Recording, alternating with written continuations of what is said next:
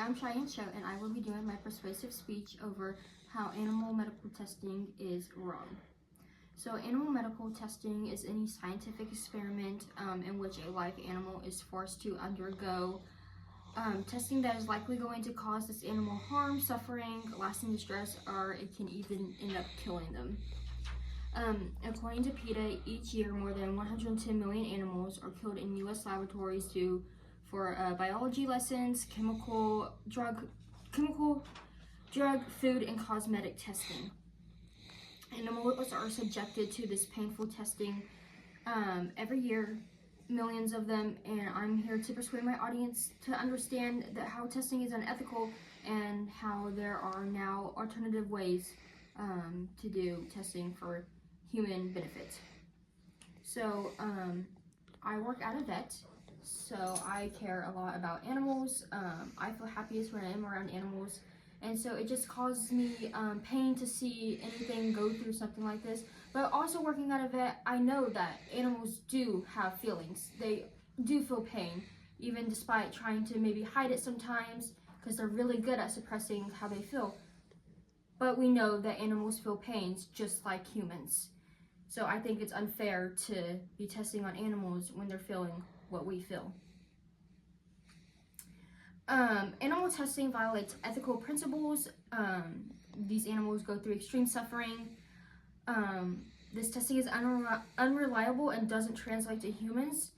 And there are now better solutions with technology.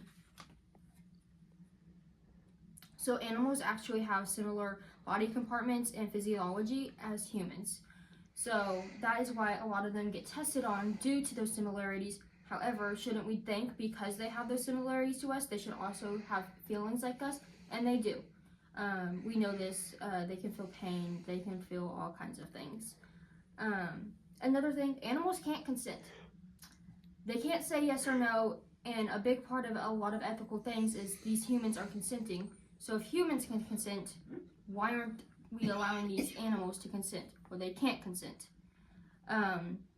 There are many laws, federal laws, to protect animals against mistreatment, abuse, cruelty. So if we have these laws in place, then clearly we care about them. But why are we having these laws in place if we're still going to test on them and harm them?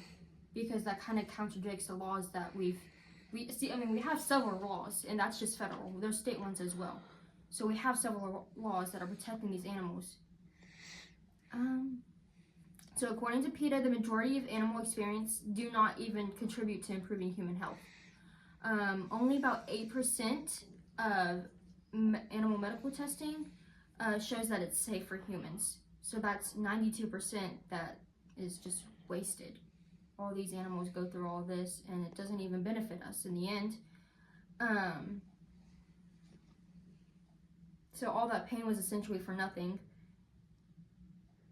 And so this animal data is not reliable. As humans, we have grown with our technology, and it keeps improving more every day.